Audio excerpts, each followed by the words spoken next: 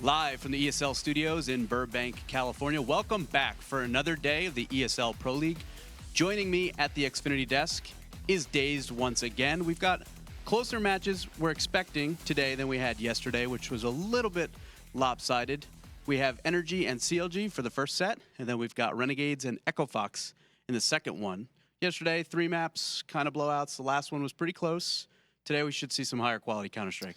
Yeah, today I'm expecting a lot more close matches. You know, I think anybody could win on any map for these matches. I'm expecting CLG to hopefully see some improvement here after getting ran over yesterday.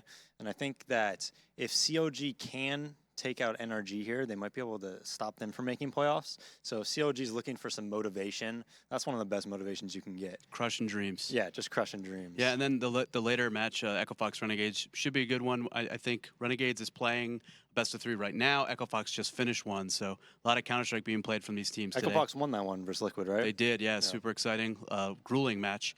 We're not the only two here. We do have a beautiful mustache growing on one of the gentlemen that we're going to throw it to right now. That is Blue, and next to him is the legend Lex. It's all right. Let's not go into it, try and impress anybody with Blue's mustache just yet. That's why it's growing out through ESL New York, and I believe if we hit 400 retweets, Blue also agreed to keep it through Oakland. Didn't say that. Ladies and gentlemen, the Blue stash. Just ignore it for now. It's beautiful. You can't really see it on camera, but trust me, up close, it's looking Who do I remind you lean and mean. right now? Burt Reynolds. I don't know. No. What? With the hand in front of my face? No? Not up to date with the memes. Clearly disappointed. Why are you being weird today? This I guy don't know. complimented your mustache? Okay, some hostility from my co-caster. Anyway, It's getting out there. CLG versus NRG.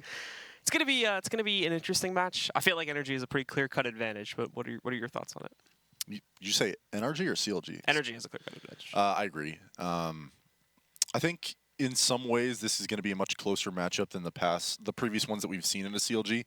We saw them step up in some weeks past, like taking some maps off of teams like Selfless and you know, a few other squads. But I think, you know, if you're going to be moving forward towards the end of the season, as Dave said, you're kind of looking to make a statement that you're not a joke in Pro League, and you actually are putting in the time and having it pay off. And I think, you know, for CLG, this is a good opportunity to do it. NRG has been continuously improving.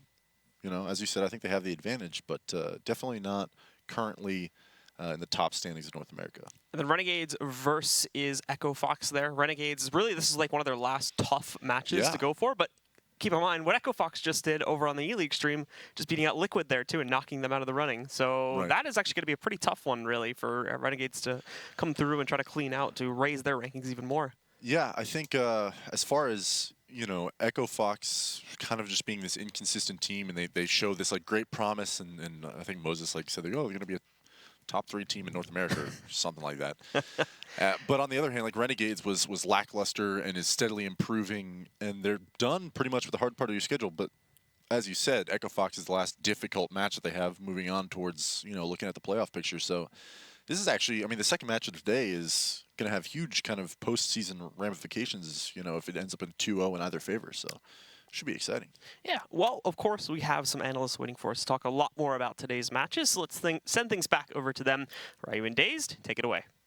Thanks, guys. Yeah, and Lex, I think he said 300 retweets, and he goes as Pablo Escobar for Halloween this year. super excited about that. Yeah, so some really important matches as we take a look at the standings of the 14 teams in the division. There has been a change, a great change. I think everybody's been pretty positive. It's been very well received. The WISA Player Council actually decided to change the format from 4 teams per region to 6 teams per region for the offline final, changing the format to where there'll be 2 groups of 6. Each team plays the other 5 in their group in a best of 1. 3 teams move on. The winner of the group goes right to the semifinals. It's a very exciting format. We see Cloud9 14-0 with the Mortals 13-5. They've kind of distanced themselves from some of the teams underneath. We were talking a lot about 3rd and 4th place being in contention. Now it's 3rd through 6th, as we do see Renegades, NRG, Optic, Echo Fox, Liquid, Winter Fox, and Selfless all somewhere in that range. And then SK, we're expecting to make a run now that they're back to full strength. Complexity, United, CLG, and Splice rounding out the bottom. Yeah, I still think there's going to be two really good teams that are going to miss the playoffs because when I look at the rankings, I think the Tier 1 teams are Cloud9, Immortals, and SK, in no particular order. And then you also have Renegades in Tier 2, in my opinion. Tier 2 would be Renegades, NRG, Optic, Echo Fox, and Team Liquid would be like the Tier 2 teams. And that's 8 teams total. So 2 teams are going to miss out from that, whether it's Liquid, Echo Fox, you know, from those Tier 2 teams, probably, in my opinion. Yep, and every map, especially at this point in the season, really matters. We take a look at today's matches and the breakdown on the maps. We will see CLG and NRG going up against each other on Mirage and then Cobblestone. Interesting maps for those two teams. And then Renegades and Echo Fox on Nuke and Cash. Both, they're kind of the two rare teams in the division that seem to really enjoy playing Nuke. Super excited to see that one. We'll break down Mirage for CLG and NRG. Historically, CLG has really enjoyed this map. It is one of the better maps for NRG. At Northern Arena just a few weeks ago, NRG stomped CLG in a best-of-1 on it, but then later in the best-of-3 lost to them on it. So they've definitely gone back and forth in very recent history. What are you looking for to come out from the NRG side, knowing that it's a map that they play very good Counter-Strike on? They do a great job of map control. What do they need to do to get revenge on CLG for the first map? Well, it's going to be interesting to me to see how NRG comes out, right? Because Mirage can go, you could go a very slow down pace on Mirage, but you could also go very fast with a quick mid control, quick, you know, A hits coming out halls, A ramp, and connector. But CLG has so much experience on Mirage, and this has always been a favorite map for CLG, and I know it's a different roster, but Hazen Cutler has been part of that Mirage team that beat Fnatic, I believe it was. Yep. So they really know how to play the map. I've played against them on Mirage, and I've always been impressed by their knowledge of it. They do a good job of taking mid control, and they actually play.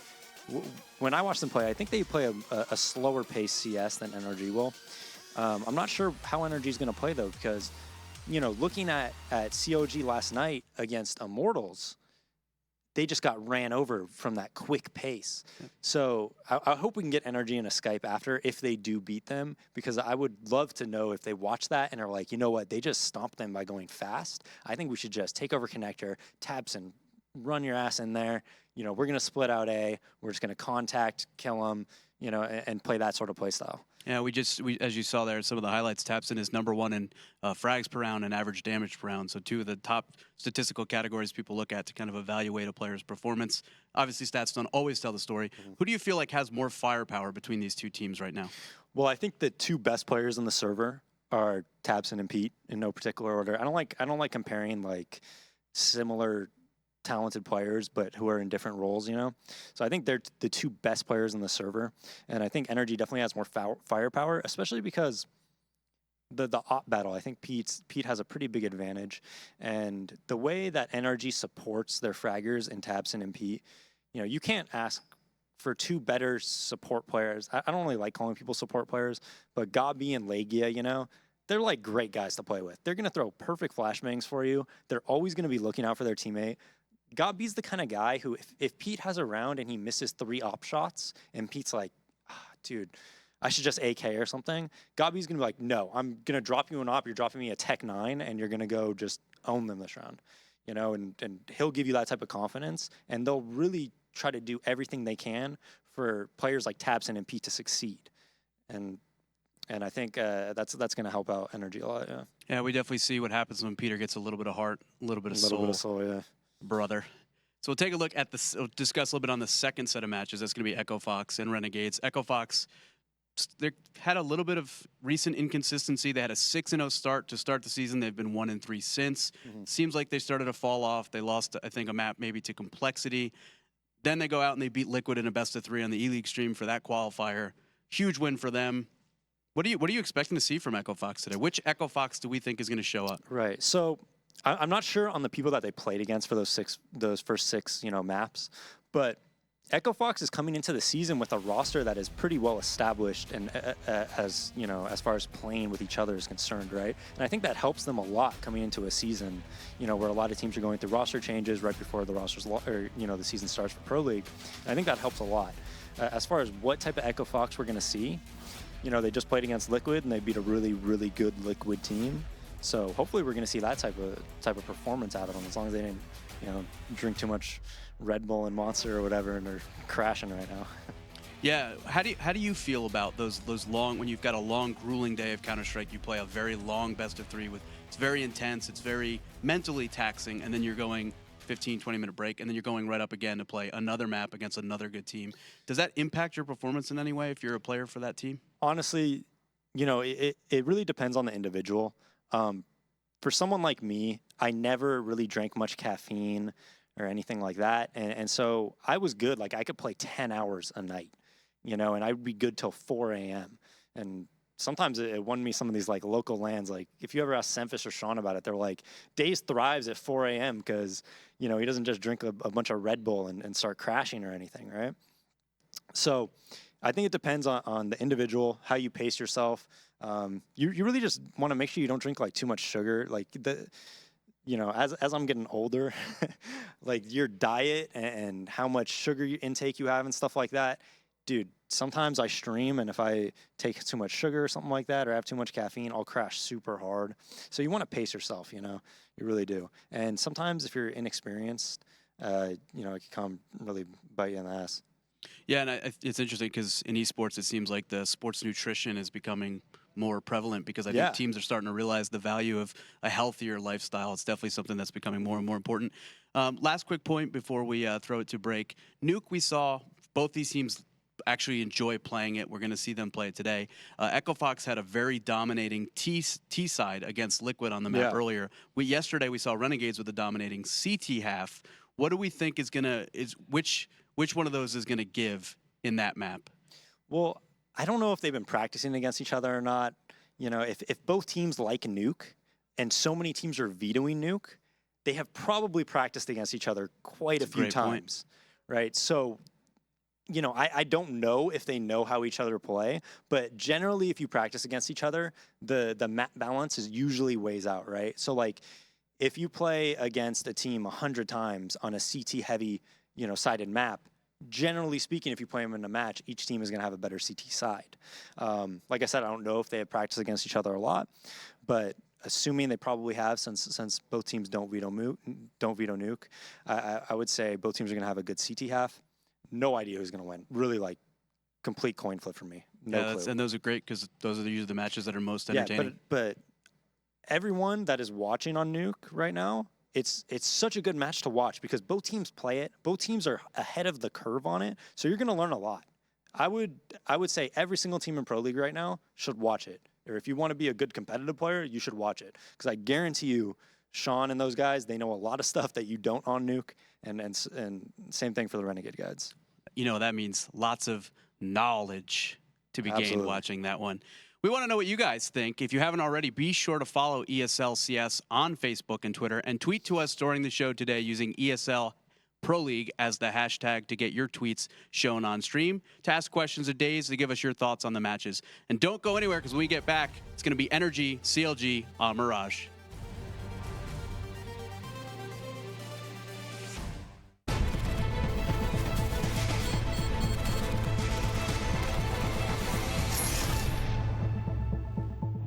Obviously, the numbers have grown in the past few years with Counter-Strike's rise to prominence, but the real way the community has grown is just with all the companies, all the sponsors coming in. There really is that level of professionalism for players who are trying to aspire to be in the top levels. The season Mountain Dew League is doing a qualifier, and it's basically a quick path to the top. If you win this Mountain Dew League, then you get into the professional division, you become a professional player. And I'm looking forward to watching and spectating and seeing who actually makes it.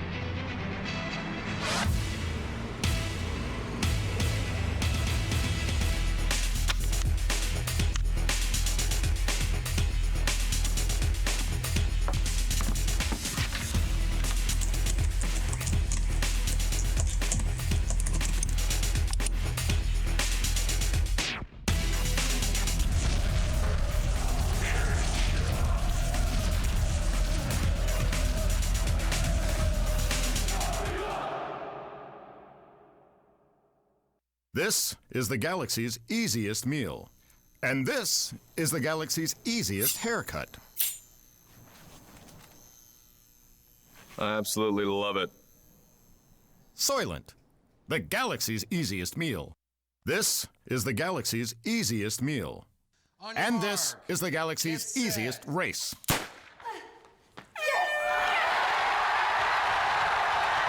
Soylent, the galaxy's easiest meal.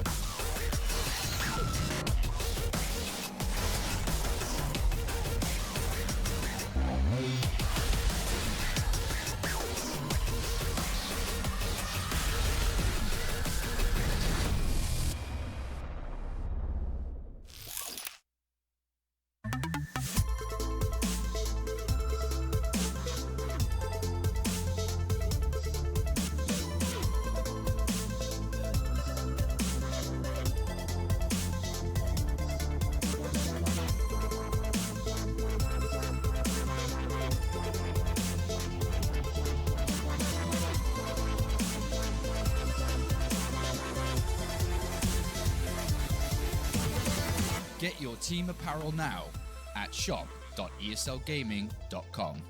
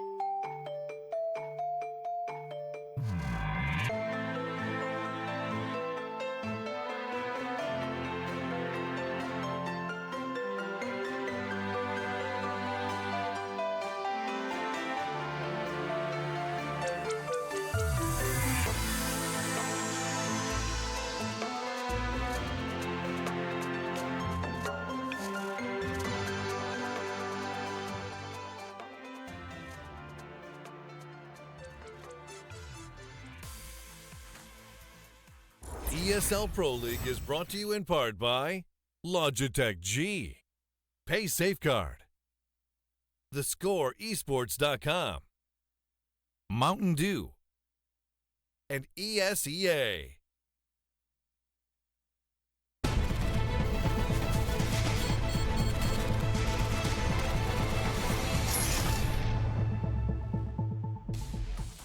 Hi, and welcome back to the ESL Pro League. I am your host, Ryu, joined at the Xfinity desk by none other than Daze. Wanted to take a moment to thank one of the sponsors that helps to make this season possible.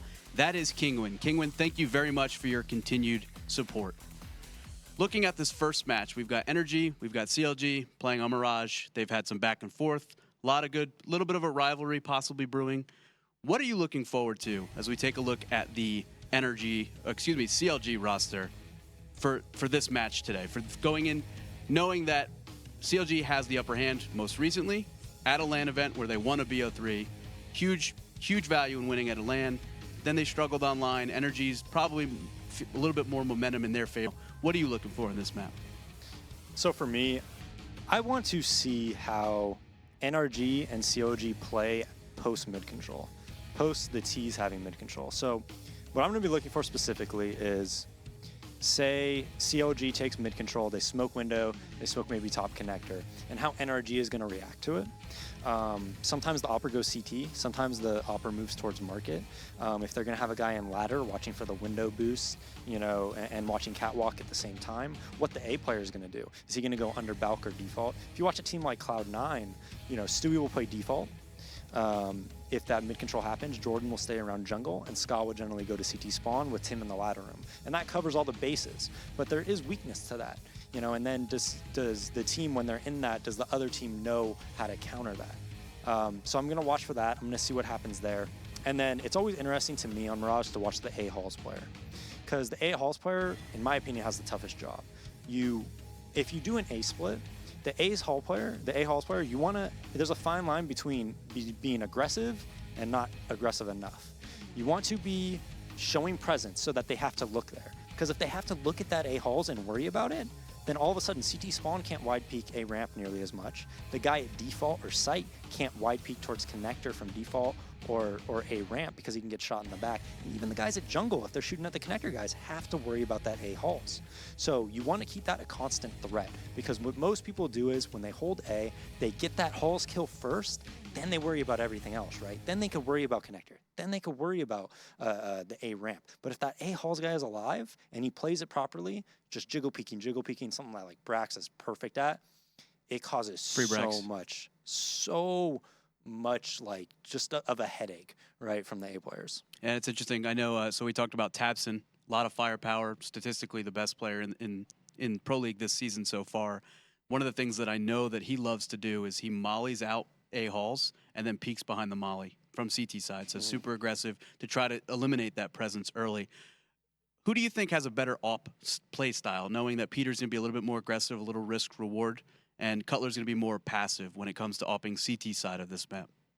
Well, you know, I think Guardian said that once in like it might have been with a Launders interview, and he just said there isn't really passive oppers and aggressive oppers. There's just, you know, good oppers and bad oppers, right? And I think playstyle wise, Pete is definitely a better opper. He takes more risks, but at the same time, the risks he takes, you know, he's good enough to take those risks, right? And I think one of the reasons you don't see Cutler taking those risks is because I just don't think he has that firepower, he has that in him to take those risks and come out, you know, more often than not on the winning end of those risks. If you're Cutler and you know, maybe you don't have that level of confidence that Peter has, because Peter's been playing extremely well for the past several weeks. Peter's on a heater, Rap God in chat. If you're Cutler and you don't have that level of confidence, how would you play? Are you going to play like CT and watching ramp? Are you going to be pretty passive? Like, what would you recommend that Cutler do, knowing that he's not going to win a lot of those 1v1 op battles against Pete, but he still needs to make an impact with the gun? Well, for starters, I mean, when you're an opper, the only time you really try to go for those op battles is generally if the op's playing overly aggressive, right? Which Pete might do. But I think if the op isn't playing overly aggressive, you need to just focus on killing the riflers. That's like your bread and butter. You know, when you watch Guardian play, he's not really trying to kill the opposite opper that much. He's generally going after the riflers on CT and T, you know, because you don't want to take that battle necessarily, because as a T, usually the CT is posted. And then as a CT, you know, why take that risk where you're going after a T when you can just go after a rifler pretty easily?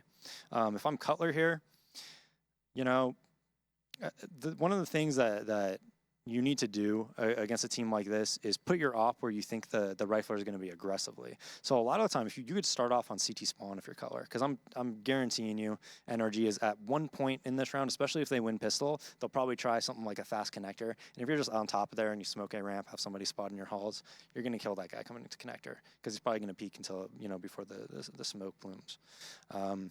But move around a lot, try to catch the riflers off guard, and you know, then you don't really have to worry about, you know, fighting Pete one-on-one or anything like that. And so knowing NRG on their T side, they like to very pragmatically grab control of mid specifically, and then they split off of that. Very disciplined, good utility use, map control style of team. If you're CLG and you know that that's how they play it, what are you looking to punish to not allow to either fight or fight safely to prevent that mid control from occurring? Well, most likely the mid control is going to happen. With nowadays, the spots you could smoke from, you know, when you smoke top mid, you could be behind the box, smoke top connector, you can molly their connector. It's probably going to happen. Stopping a good team from just taking control of middle, unless you're going to just push it, which is something you might do one time out of a half, right? That's like a 1 round, maybe 2 rounds max a half. You're generally going to give them middle. You're going to have to fight from that position. So what do you do once that happens? If you watch a team like, you know, Cloud9 we talked about earlier, they're usually not aggressing at the other sides of the maps very much, but that's a very valid option, right? You could say, okay, you're going to take control of middle, but you know what? When you do that, we're going to take control of the B halls and get this guy super pushed up B. That way, we don't have to worry about it so much. We can lean for A. You know, or hey, you're pushing middle. I know you're dedicating 3 people there. Maybe we push 2 towards A ramp. That's one of the things you could do to stop it. Again, that type of strategy, I don't think is a 15 round a half type strategy, because I think, you know, you could let them execute. Any good team is going to have to, you know, have both play styles, right? But that is definitely something that they could do. That's something I'd probably start out with against a team like NRG, especially if I lose the pistol. If I lose the pistol, you know, I'm probably not going to have that many nades. I'm going to say, okay, you take mid control. I'm going to take control of A halls. We're going to double push it. Now when you take A, it's going to be way more difficult. So flipping that around, so CLG on their T side, they also like map control. They don't take it in the same way. And we do know NRG's pretty aggressive. They're very confident right now. Tapson, like I said, we know he'll push halls. Sometimes he's going to push ramp. How do you punish that and then eventually work? So maybe you throw like a mid control fake. You throw the smokes, you throw the mollies. Do you put 2 players on the periphery of each side of the map, maybe somebody holding ramp and halls, so that you can punish it when a team's going to react to that mid control attempt? Well, it's definitely dependent on the economy, right? So if I'm a CT and I have a really strong economy, I'm probably not going to be, and they don't have that much of an economy, I'm not that worried about the mid control that much, because even if they have mid control, once you have mid control as a T, you generally still need some type of nades. You know, to execute towards A, smoking jungle, and CT, and things like that. So it really just depends on the economical, you know, state of the teams. Gotcha. Super important to watch. Mid control, good utility use. NRG is a really good team to watch for both of those things. So definitely a lot of knowledge being dropped here today. It looks like the players are getting ready, should be going to the pistol round shortly. So it's going to throw this over to Lex and Blue Stash. Take it away, guys. Thank you very much. And Lex, let's get your thoughts on this one, as it should be getting started at any second here. CLG versus NRG. Who's your team to take this? I think despite kind of the presumptions that we have that like CLG, it being Mirage, kind of an open map for them to take, I really think NRG, I mean, they have the best player in Pro League right now. They have Peter, who's on a heater. I think that was actually the Rap God comment. I directly stole that. That's not. My apologies, Steve. In any case, yeah, I think NRG is going to be one of these teams that somehow squeaks into the playoff race, and I think it's going to start here tonight, and I think they're going to take both maps. But we'll see. I mean, pistol round is about to go live. And getting into the actual playoffs themselves now gets a lot easier, of course, since we have expanded the actual qualifying rank up to number 6. So 6 teams from each region are going to be heading to the LAN finals this season instead of 4. And at the moment, NRG is in contention to be in that top 6. So we will jump into the pistol round now. Once again, here on Mirage, as NRG will start up on the T side, and CLG will be jumping over to the CT side. Yeah, and it's like the majority of NRG, actually, all 5 players are storming mid right now, pushing towards Catwalk. Hayes takes down 2. Fugly returns. Connector control goes the way of NRG, but certainly not a good spot here for NRG. And Fugly actually finds one more, but he's in a 1v3 at this point. CLG has handled this mid control extremely well thus far. Now, Fugly really just trying to make whatever he can towards the end of this round, but won't be finding much. Kusta ends up shutting it down. And for CLG, they will be claiming the pistol here, getting their advantage, not even close to a plan from NRG, so we should probably be able to expect a big buy-up coming into this round. I wonder if that was some sort of like a counter-strat attempt from NRG or maybe CLG the other way. Because like the entirety of both teams were at mid right there, more or less. Like all attention was paid towards NRG.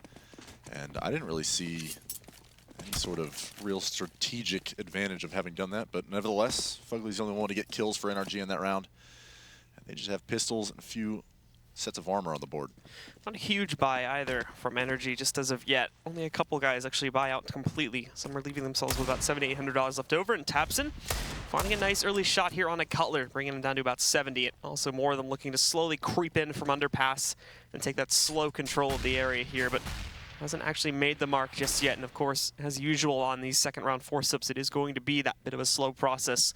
For CLG too, they'll be looking to try and avoid any unnecessary deaths, with NRG trying to do some cheekier stuff here to make it up. And we can see one of that German happening run now. boost, boys. We'll see if it works in a second.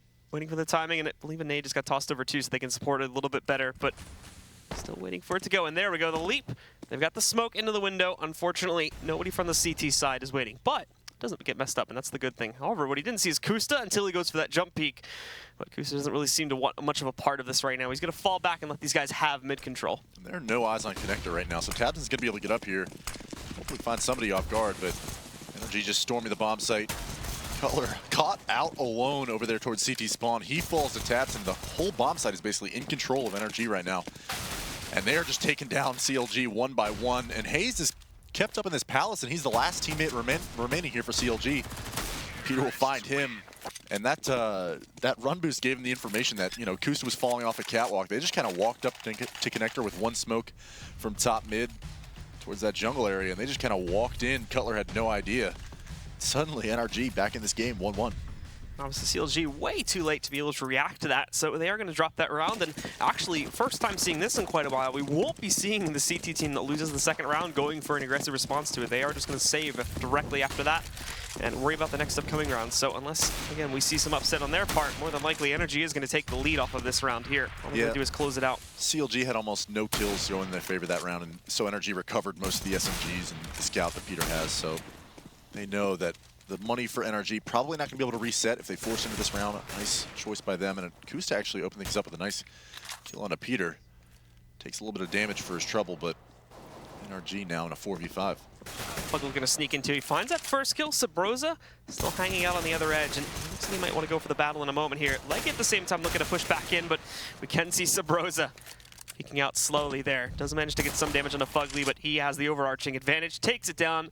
Even if he still was having trouble taking him out, there was the push from Cat coming in there at any moment. So a bit shaky at the start there, but again, things go very quickly back into the control of NRG. So just Cutler and Hayes are the last two alive, and they're doing the job of just hunting down any additional kills that they can find. Yeah, Cutler does recover that scout, and actually Hayes gets a nice dink on a God B, but he's just waiting for this flank to come in. Legia distracted by his teammates, able to get that kill on a Cutler. Nice start from NRG after losing that pistol round in a decisive fashion. 2-1 now. NRG pretty much in full control, right? And I don't think CLG is going to force into this round. That said, Kusta just spotted UMP with some armor, so might as well. He has plenty of money. The rest of his team will just get some pistols. And, you know, as I kind of mentioned, I mean, NRG is sitting pretty right now with their bank. They've lost almost no members in the last two rounds, so any sort of damage that CLG can do will be important, but it's not going to have any huge ramifications moving forward. For NRG, they're just trying to secure these rounds as cleanly as possible. And we can see NRG once again proceeding forward here to try to make the push over and out onto the B-bomb site. Sabrosa hanging back here as well, further into the site. As they hear all that early noise coming in, CLG actually do go for a pretty early rotation over to the bomb site, but it's given up by NRG. They wrap it back around and work their way towards A instead, after meeting some resistance there from the CLG roster. Yeah, they're just showing some presence towards B, probably draw, rotate. They know that this is going to be an eco out of CLG, more than likely. So as soon as you kind of get the sense that it is an eco, you know they're going to overload a bomb site. And they almost hit their timing window, but CLG is starting to rotate back now. Ethan has called the information that they're coming towards A. The flash comes in, Peter's able to clear him out, and now the A split is on, but Hayes and Cutler wait at jungle. It's only a matter of time before Gabi hunts both of them down. So Kusta over here towards CT spawn, the last bastion of defense for the A bomb site, and well, tabseN has taken him out, and now it's Sub Rosa in a 1v5. Maybe able to recover a gun here, but not a whole lot of damage being dealt thus far. He ducked back down, and again, they've already found him too, so they're actually trying to spray him through it. It's working, actually. They tinked him. Yeah.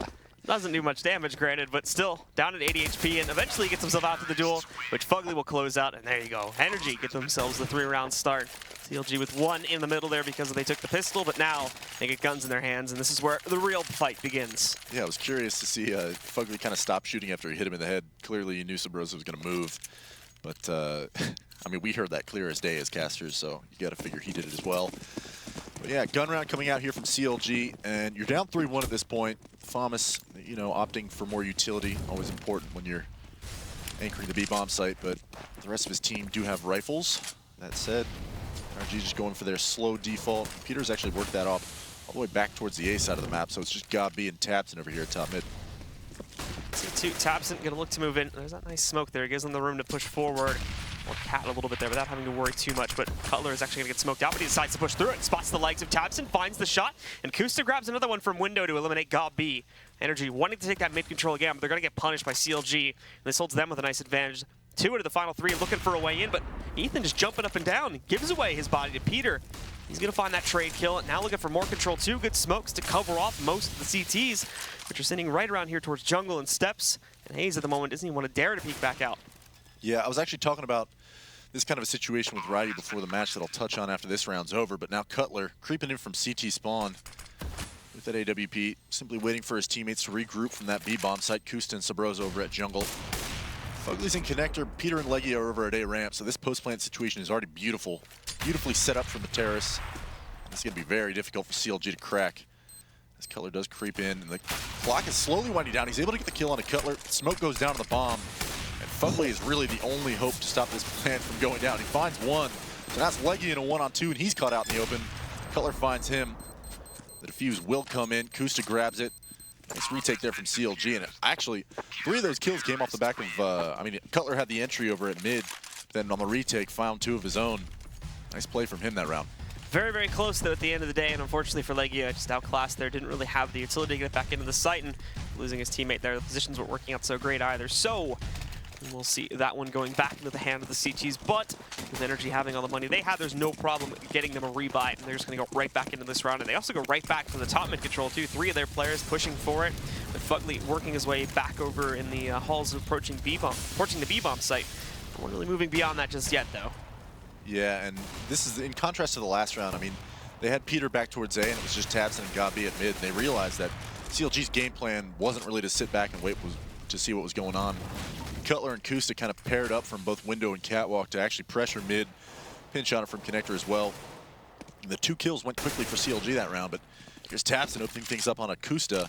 That's a great start to this round as mid control is fully in NRG's favor. And Cutler's actually lurking around here at connector with an op, so tabseN wisely has that smoke at top connector to protect him from any kind of A peaks as his teammates creep up catwalk.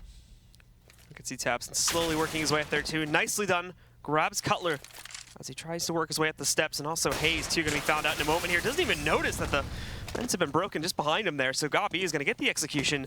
And again, the site gets cleared out pretty easily. All they got to worry about now is Ethan and Sub Rosa trying to sneak in. He dinks Gabi, but doesn't get the kill, and tabseN following it up with another quick one. He gets 3 kills on this round. They trade it out against NRG again, hold their lead, and that's also going to be another reset against CLG. Yeah, and I think that's a smart move from NRG, just like punish any sort of mid-control attempt from CLG, and it throws them on a reset, like you said, so here's CLG probably in near double save territory.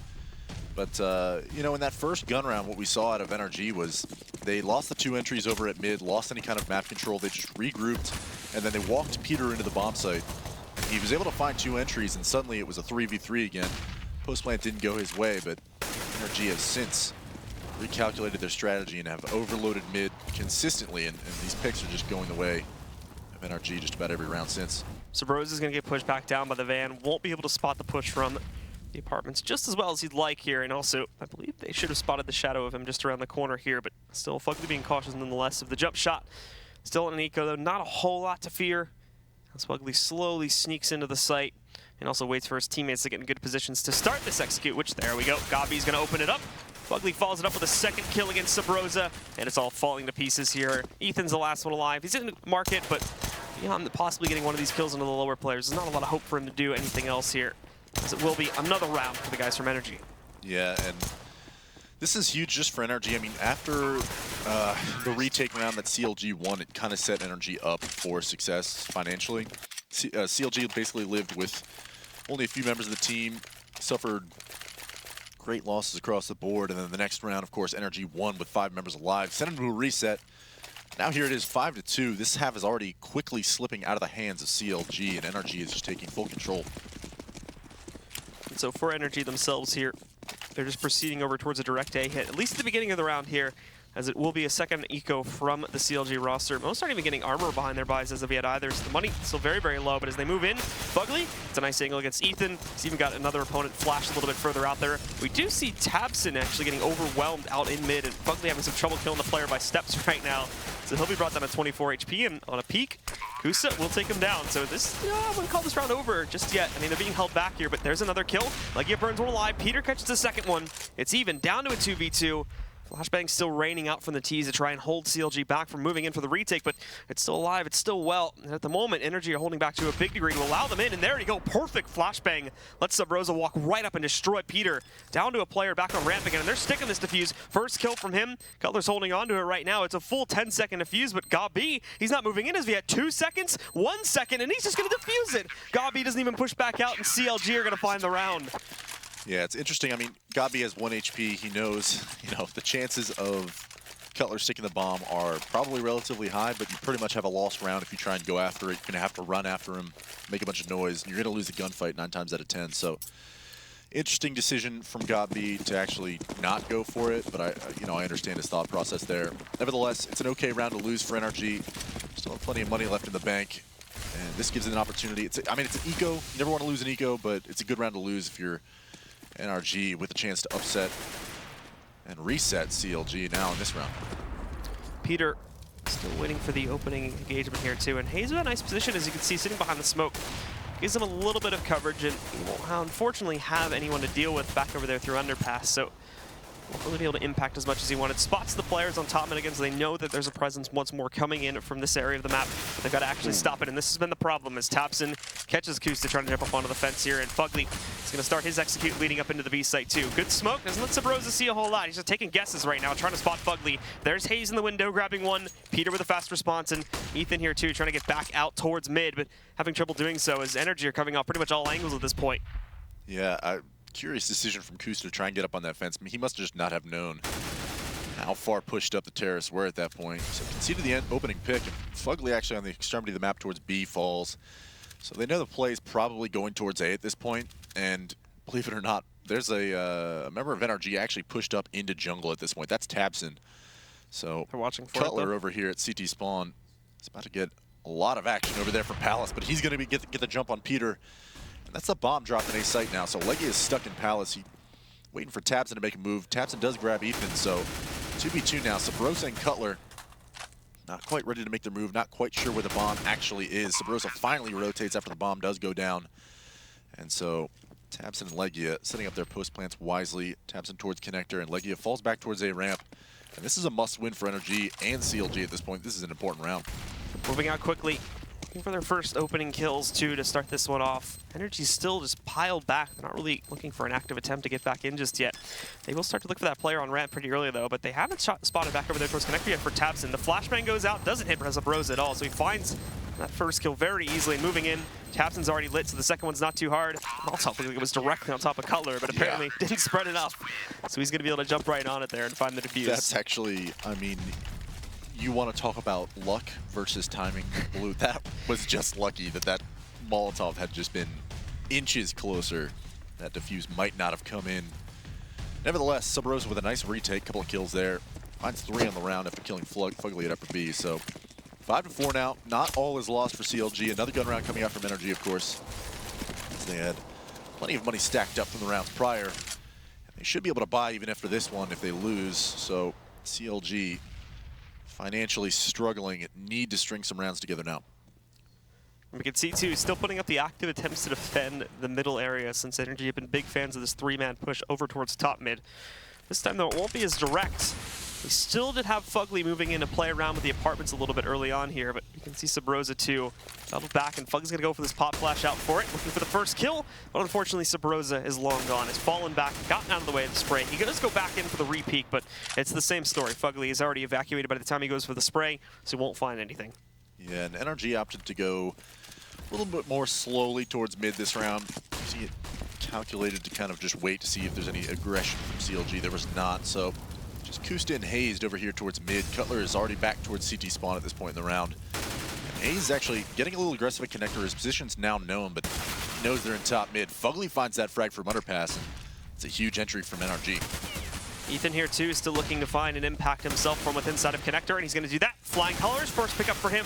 Gobby does catch the trade, but Kusten window just destroys the rest of the hit. It all falls to Gobby now in a 1v3. Moving up to the site, he clears this side at least as Cutler will give him the room to find the plant. But actually holding beyond that and pulling off the clutch is where things are going to get a lot more difficult. Especially considering he's only got a single flashbang to do this with. But moving out a bit to hunt down for frags. CLG are very passive about it though. They want to wait for him to move out, and there we go. They spotted him. Cutler will start to move in too, and there you go. Immediately finds the kill against Gobby, shuts him down, and CLG will tie this up again at 5 rounds to both teams. Yeah, and Cutler's actually playing pretty well with the AWP so far in this match. I'd say he's winning almost all of the gunfights that he takes. But I think the real story this round, I mean, Ethan with a nice Connector hold for a bit, but it's Kusta that comes in and grabs 2 from that ladder room position. If you can have somebody that can anchor essentially catwalk full time and be aggressive in that ladder room and window area, it's really difficult to flush him out without using significant amount of resources. So NRG opting to just go right up there through Connector. Kusta, ever wise to it, finds 2. Secures CLG this now tie ball game. And so we still see NRG though sticking to the same strats, and as they move forward too, Kusta not actually spotting the players jumping down into the approach over here towards Connector. Tapsin manages to sneak through the ranks. That it is going to give them early control, but as we've seen many times before, it's not this that's the problem. Actually getting beyond it and moving it onto a site where we do see Kusta moving in. Nicely done. Gets the blind flick onto Fugly, destroying him, and again, stunning NRG to try and move towards a site within a few seconds here. Yeah, and I understand what Fugly's going for there. He hasn't seen an op upper B the entire time, but he still uses the flashbang to kind of push it off, but he just waits a moment too long, and Kusta's able to readjust, get the flick, just anticipate his movement. And Tapsin actually comes in with 2. He's been winning these duels at Connector the entire game thus far, and essentially opening up the A bomb site for NRG. The question is, are his teammates on the extremities of the map regrouping and actually able to survive long enough for these retakes to be held off? And unfortunately, up until this point, they've been relatively unsuccessful. I mean, in this 3v3 scenario, CLG has historically won these just about every round, so NRG need to come up with something quick. And Peter's actually over there towards Catwalk Ladder Room. He does have an AWP. The bomb is planted for him, so in no sense of rush is CLG just casually taking their time. They smoke off Connector, and now they know Peter's over there towards Connector as well. Gobby and Legia must push out from this A ramp to make something happen, and it's just Peter. And of course, Sabrosa just spins around and is able to take him out. CLG is just on point with their retakes. Like, there's nothing else you can really say about it. It's not huge overstepping and mistakes from NRG. Yeah, they could hit a shot or 2 here and there, but I mean, if they're losing, you know, 1 or 2 players to these picks that are coming around the map, there's Ethan, Kusurf's found the first one, and you're down in numbers when you're taking this bomb site. Unfortunately, like, if your retakes are on point, a lot of these times the CTs come out on top. So NRG able to bring out 1 last buy, I believe. This is the last in their bank, but will be enough for a full buy. 4 rounds in a row now we've seen CLG manage to pull off retakes, and I believe all 4 of them have been on the A bomb site too, so unfortunate. Yeah, it's 4 defuses in the row on the A bomb site. 4 in a row. Been unfortunate for NRG that they just can't find what's needed to close out, and they always seem to get pinched there too over towards the T ramp, because they always fall back and send their players there, but every time they try to re-peek back out, they lose the duel. Every single time. And it's, well, we've seen some success sending Tabsin back out towards mid, holding the Connector there. It's still that area back over the tier up that kills these. There's the jump boost, and Tabsin actually falls, and it's not just him either. Gobby also gets eliminated.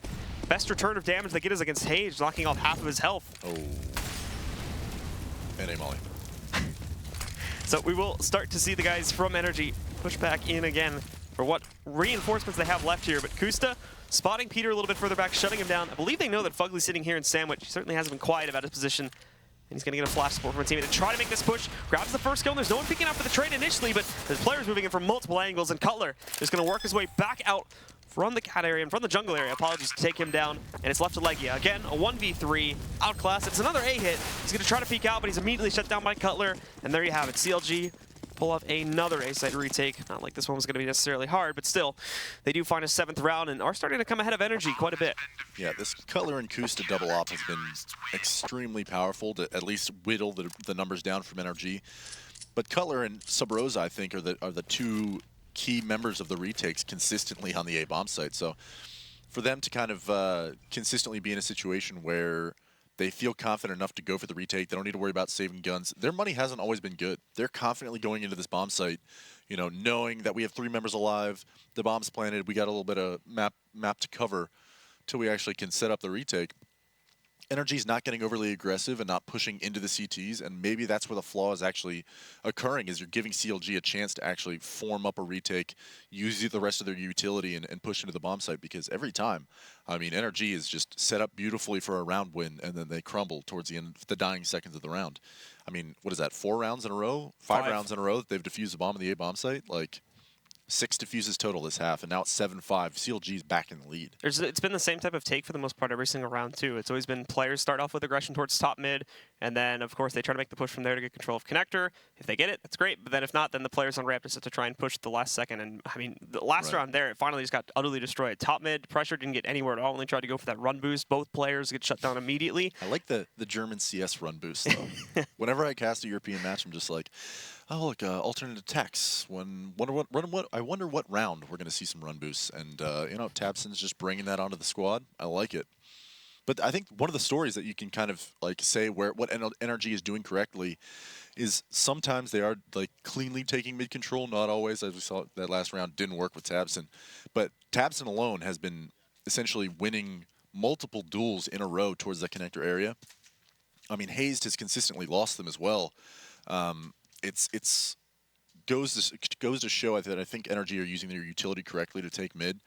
If he's not even an underpass player, I mean, that's Fugly usually that's coming through underpass and actually helping the mid players take that control. But Tapson's just soloing the fights most of the time and winning them over Hayes. And that's where the A bomb site, and I think why the mid game goes like, okay, guys, we're going to split A, throw your jungle smoke, let's push into the A bomb site. And it's clean up until that point. But then, as I said, members of the team on the extremities of the map, whether it's Fugly over towards upper B that's falling early, anybody really that is just dying unnecessarily, you know, in early parts of the round to the members of CLG and their aggressive, not necessarily aggressive peaks from their ops, but you know, just kind of over pushing into bomb sites, I guess you could say. Yep. It's costing them rounds, but you know, the retakes are a whole nother story. All right, guys, well, we are on pause now, and we are going to jump it back into things. We will see if NRG have corrected their issues, of course, and are able to get themselves back on the winning train. They were in good form before, but as of these past few rounds, now CLG has just been shutting them down on every single retake attempt, as NRG hasn't really changed anything up, so maybe a bit of a different flavor this time. Well, they are going to abandon the top mid pressure at the very least, but it's still going to be very, very direct. Already trying to push into the A-bomb site. Gobby leads the charge. Does get brought down to 37 HP because of a man further back on the site there. Ethan doing that damage, but he's going to get mollied. It's off point, though, and Tabson walks up. Bit awkward, but Fugly gets the kill, and then Tabson holds up on the bench there, turns around, and finds another one into Hayes. Fast control, and all of a sudden, they have the advantage. Yeah, and this is just so smart from NRG. I mean, Gobby calling the tactical pause and moving straight into an A hit. They know that Ethan's been left alone pretty much on the A-bomb site throughout this half. It's Rosa, like at their T-spawn, finds one. Not sure they're going to go for this retake attempt. They are relatively comfortable with money, but forcing too many rebuys obviously could send them into financial crisis. That said, they can just save these 3 weapons and maybe take some guns off of NRG, as Sabrosa is sticking around towards T-spawn, drops Peter. They already have 2 ops, no reason to salvage that, but, you know, nice round from NRG. And at this point, not a whole lot of rounds left to play for in this half. So if you can just steal 1 or 2 more away at the end of this, it'd be huge. They keep walking into Sabrosa. He's picked up 3 of them now in this round alone. Like he finally had enough of it. Does retreat back inside of the palace, but still huge damage done. And they don't really have enough cash to go for full rebuys on quite a few of these guys. That was over hunting to like the nth degree. The idea that you'd give away that many guns and now you have like $0 on the board. And well, I guess, you know, pick up a Mac 10, Peter, except they're not saving. whatever, 7-6, 2 rounds left in this half. CLG definitely want to try and reset NRG here. Send NRG on way force up for the final round would be good, but a nice classic LG/SK strat, just going up catwalk quickly and pressuring from upper B is NRG. First 2 kills go the way of CLG though, and Hayes will fall, so now control the B bomb site being hotly contested from both Legia, Tabson, and Fugly. The ops hold it now. Sabrosa still deep in the site too. Is going to move right in there. Denies the plant. Has another opponent flash. Fugly can't even get himself to bench, and it's just Tabson now alone. He gets one more kill, but he's immediately traded out. CLG hold off another fast attempt from NRG as they try to go back for that mid control. Punished way too heavily, and the remaining members of NRG just can't get themselves clearly onto the site. Nobody even checked this part of it previously. Sabrosa was just allowed to sit here. When they went for the plant, he caused havoc. Yeah, I think the analyst desk was talking about just kind of how CLG had recently played NRG at LAN, and maybe they're feeling confident. But this is the most confident I've seen at a Sub Rosa like the entire season thus far. The man literally just ran to the B-bomb site, retook it all by himself. And on all of the A retakes, he's been there and he's been present, and he's had some impact frags. That's huge when CLG needs somebody to step up. Obviously, Kustin, Cutler have answered thus far, but the young guns coming in now, proving their worth as NRG broke for this last round, buying up whatever they can. Sabrosa is going to get pressured. He finds himself in the middle of the Molotov, 28 HP remaining, but he's quickly being swarmed from the entire NRG team. Finally, Peter drops him. And fighting through the smoke is Fugly over towards Kustan Catwalk, but this flank is coming in from Hayes. There's This might spell some danger here for CLG. Hayes starting to sneak back in. More of an impact too, as Peter's actually going to be in the back there too. It was burning for a second, tags into it again, but Hayes starts it off. First one spins around to grab a second one. Last one up standing is going to be Godby with just a CZ and a 1v3. Moves in, doesn't even get a single one of them, unfortunately. He's going to go down. Hayes flank saves the round for CLG, and they're going to pick up a 9th one to end this half. 9-6. Very good indeed from CLG here, as NRG, unfortunately, seeming a bit rusty on that T side. They'll have to look to recover on their CT side. The second half, guys, will be coming up in just a little bit. Stick around for more action right here at the ESL Pro League.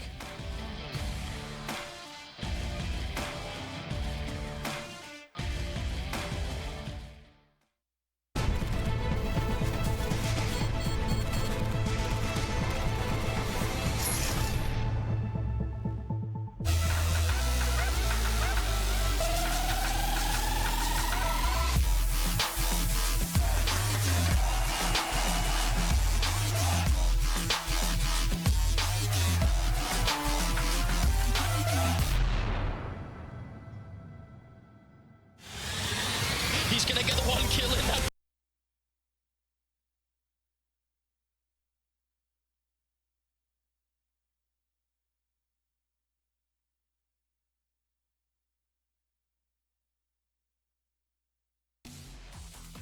Welcome back, ladies and gentlemen. I do apologize for that technical issue, but we are bringing it back to you, of course, the second half in just a few moments. Once again, it's going to be CLG versus NRG for those that are just joining us, and we did see CLG actually taking a big edge off their CT side, going up 9-6. Yeah, I mean, it was 5-2 at one point, and NRG was in essentially full control of the game. They had so much money stacked up for, I think it was like the next 4 rounds they were able to buy straight, even though they lost them. And just the fact that CLG was able to kind of claw their way back into this game, I mean, it speaks a lot about character and just how talented some of the players are on CLG, and just it takes that extra step sometimes to actually get over the hump and actually battle back from that kind of diversity. So not a bad half from either team. I mean, NRG probably happy with 6, but knowing that, again, you only got 1 round in the last 7, yeah, it's a little disheartening. But that said, I mean, CLG probably feeling confident.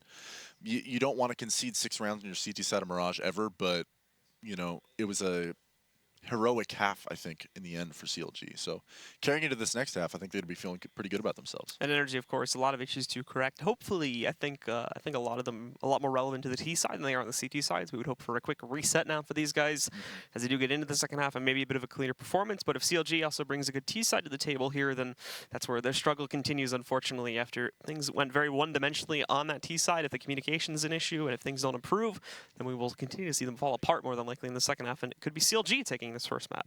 Yeah, and I think the main story of that half is like we talked about a lot about mid control both in the pregame and over at the analyst desk, and both teams kind of answered each other's aggression pretty well. At different points in the half, we saw NRG extremely dominant towards middle and connector area. And on the flip side, CLG a lot of the times was just conceding it, understanding that, you know, NRG was going to pressure a lot of what they had there.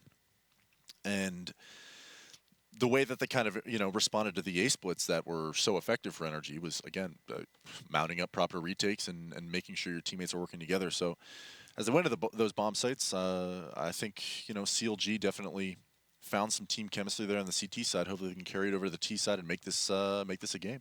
All right, guys, well, we are jumping into the second half now, so let's take a look once more at how our two teams are going to fare now that the sides have been switched. CLG goes on the offense with NRG, jumping over to the CT side. And CLG are going to start things off pretty aggressively, with the exception of Ethan. Everybody else is rolling into the back B halls, trying to approach up to that site pretty quickly. No execute just yet, but with nades in hand, it doesn't look like they are going to waste any time. Probably going to be rolling directly in and trying to take control, which puts a lot of pressure over here onto Fugly to try and hold it and trying to spot this too. Sees the grenades, tries to tap away as they push in, but not going to find all that much besides a little bit of damage. Thankfully, Gobby rotates in, finds one pickup. There's no coverage to stop Fugly, so he finds a second one. 5 versus 3 now, as they do try to roll out their underpass and change this into a mid to A hit instead. But even there, they've got coverage ready to go. Legia, back out by Jungle, finds one. Fugly with a second. Peter's going to roll in, just flicks onto the final one to shut down Cutler. NRG restore their advantage here and get themselves on the path to immediately tying this game back up in the second half. I think that's an old Fnatic strat. You throw the beast fake, you're throwing the full smokes, you basically drop in front of get right, go up catwalk, send your bomb down through underpass, and basically send all 4 members through catwalk and underpass towards A, have 1 A lurker, and effectively split A. Unfortunately, they had lost 3 members by that point, so despite Ethan being in Palace and in a position to potentially flank and pinch on the A bomb site, there was no real teammates coming up that could help him at all. So NRG cleanly taking that pistol round. Nice attempt from CLG, but did not happen. And now it's NRG looking to defend an A hit. Thompson getting ready for this one too, as once more we're just going to see CLG try and force the issue out onto this bomb site. Looking for that plant, which actually they're probably actually going to be able to find that there, as we do see smoke being used to grab it, but very quickly, however, not really a lot of impact being found. Just Sabrosa hunting for one of these guys to jump up on the opposite side of Firebox, but they won't get that. They'll get the plant at the very least, which was the main goal of this round, but it'll be an 8th for NRG, and a very clean one at that. Yeah, I noticed Tapson didn't have head armor over there towards triple box, and is wide peeking out. I'm just like cringing. I'm like, please, no running Tech 9 1-taps from long range, please. Luckily, he cleans it up nicely and calculates his peaks effectively. Waits for his teammates to pop flash in before peeking. So, nice hold there from NRG. Obviously, conceding the bomb plant will allow CLG a buy, and NRG gonna hold on to their SMGs. Peter holding on to the scout. Not a bad decision necessarily, but they got another coming up against AK at this point. Again, nice flashbang, but Peter actually missing the shot. Grabs it on the re-peek there and also messes up the nade as he tries to go back in, but thankfully doesn't worry about that as he's a dead man anyway. Hayes will take him down, brings us back down into a 5-on-4 for CLG. And they take that mid control, but not really moving into either of the sites just yet. Still taking their time with this one. NRG a bit skittish now. Do start to smoke off the other angles to prevent them from moving into either the connector or up over there on cap. Yeah, Sabrosa very nearly taking the head off of Fugly over there at upper B. Spamming through that smoke. I almost was at the point where I could scream back very loudly, but did not happen. Nevertheless, going for some connector control is Kusta. Tabson's aware of it. And again, Tabson over here towards connector must win these duels to protect the save bomb site. And he did it so well on the terrorist side to take it. But that said, just waiting passively is NRG, and CLG again on the flip side doing the same thing after they've taken connector control, obviously falling back towards that B bomb site, or sorry, away from the B bomb site back towards A. Just trying to regroup, split on the A bomb site, and NRG is stacked towards B at this point. Legia is all alone over here. Finds one. If he can get the second one, this might be doable, and he does find the second. The bomb goes down. Tabson finds one at connector as well. So now it's a 3-on-2 retake scenario for NRG, and Kus is poised over there to prevent any kind of rotations coming in from stairs. Sabrosa pushing out of the A bomb site, catches a flash to the face. Gabi dueling over here at connector. It's not looking good for CLG at this point. Sabrosa will fall. Now Kusta now in a 1v3, 14 seconds remaining, no bomb in hand. Definitely going to go the way of NRG is this round. Kusta, again, really just trying to work with whatever he can find at this point, but running directly over towards CT with his knife out. Certainly not going to help him to find anything. He will be very promptly shut down by Fugly, and we will indeed tie this game up at 9 rounds to both teams. CLG will have to go on to an eco, See what exactly they bring to the table with it. But for the most part, NRG have a nice advantage here and can use this round to stack up some extra cash and fortify their economy. Yeah, it was a little interesting to me. I mean, CLG spread out in a default. Ethan was over there towards A halls almost the entire round. And then kind of faded off, tapered off back towards B. And then when CLG regrouped back towards A, I mean, that's always the threat, is that somebody over at A ramp has been pushed up, has taken some map control, and Legia was in a very uncharacteristic / uncommon spot. So the fact that he's able to find 2 there pretty much wins NRG the round. And they only kept SMGs versus AK, so financially, NRG again in full control of this game. And that's actually been the story from CLG all week, is that they win rounds, important rounds, but then quickly lose money control and are more or less forced to play the game of the other team throughout. So 10-9 now. Let's see if NRG can capitalize on this early advantage. Deciding to go for the 5 AK buy up here. Money's still really not in a good enough position to be able to go for the op pickup just as of yet. So they won't be rolling with that. They're just going to still stick with rifles here. And this time, again, just very decisively just moving their players to split up, as 2 will work their way over here to the back B halls and probably transition at least one of them into the underpass area. 2 more go for top mid. Usual grenades going into the window area there, push them back. So early mid control will be gained by CLG, but won't be able to move outside of it. Obviously, there's plenty of players of NRG are still ready to defend that, and they weren't really quiet about kicking this at all. So like they're going to be unprepared for a push on either of these angles. Yeah, once again, CLG just splitting up into a default. And I mean, NRG did get aggressive at A ramp and upper B in the previous rounds. So unfortunately for CLG, they have not done so yet. And as I say that, Peter does take down Sabrosa. That's always the threat when you're playing that upper B T-side kind of default role. It's the aggression from the CTs. If you try and spot for information, sometimes you do get punished by an AWP, and Peter, a veteran opper, ever aware of the advantage that he can give his team by finding that pick, and he does on a Sabrosa. So that's a 4v5, terror side of Mirage. Never an easy feat. Definitely want to regroup with your team, pick a bomb site to hit, and it looks like they're going towards A at this point. Cutler and Ethan regrouping towards the A ramp. He's starting to sneak his way back out here too. Has the actual good amount of control here, but the problem is Gabi's waiting, but just as I say that, he looked away, and not only this too, but they've got 2 more entries in the A bomb site, so it's completely cleared out. Goes from a good held situation from NRG to a pretty terrible one, just in a few split seconds there. CLG take control of the A site, and in all honesty, NRG, they're not even going to try for this. They're just going to save now. Yeah, I mean, they have plenty of money, but definitely don't want to give the AWP over to CLG if you can afford to. And that was just interesting to me. It looked like maybe some vast miscommunication on the NRG side, and you know, your sector of fire may have been, and of responsibility may have been off, because nobody was really watching for any sort of window jump / connector walk up, and that's exactly what happened. CLG just kind of walked up and found the kills to, I think it was, maybe it was Tabson and Legia that just kind of were caught unawares over there towards the jungle and the A-bomb site. So conceding those kills for a good thing, obviously, but NRG definitely not in a terrible situation moving into the 21st round. 10-10 now, score tied up. And yep, another buy coming out here from NRG. They just managed to get that kill at the end of the round too, so 1 more going down against CLG, forcing at least 1 more rebuy, but not the end of the world, of course. Still enough to go for another reinvestment now. And still keep them pretty healthy as well, but a lot more active over here towards mid this time. Obviously, you've got to be peeking out from the window room, but you also have 2 more in connector, ready to try and stop aggression from here. And Peter's got a great angle, and the smoke isn't perfect to allow Hayes to go over to the cross on top boxes. So Peter is going to find that opening kill. Sabrosa trying to find something in the apartments, but nothing to pick up there, and now he's been smoked off. And Kusta trying to time the shot, but still, again, a little bit early on it. Nothing being picked up. Yeah, and Days in the analysis in the pregame kind of spoke to, you know, the identity of an opper being, you know, you want to hunt down the rifles and find the easy frags, and that's something that in this half Peter's done extremely well.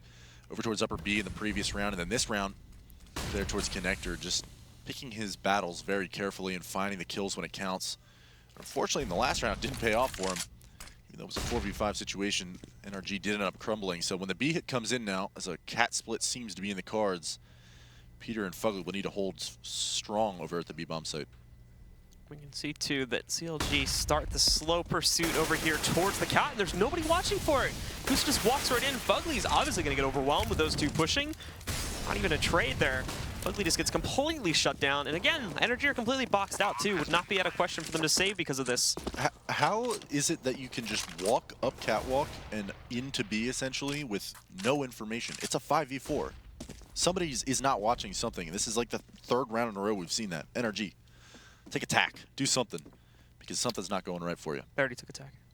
Oh, yeah. I don't know how the new coaching rules work, Blue. I think they can only take 1 in the match. This is my last day, okay? Give me I think that's the current rule. I could be wrong, though. I don't know if the seriously, though, coaching decision think about changed. It. They literally just walked all the way up catwalk, and Peter's standing there with a Molotov out in the middle of the B-bomb site. Like, I don't know how that even happens. Bit of a mistake. Yeah, but 2nd round in a row, Blue. Slowly crumbling on the NRG side.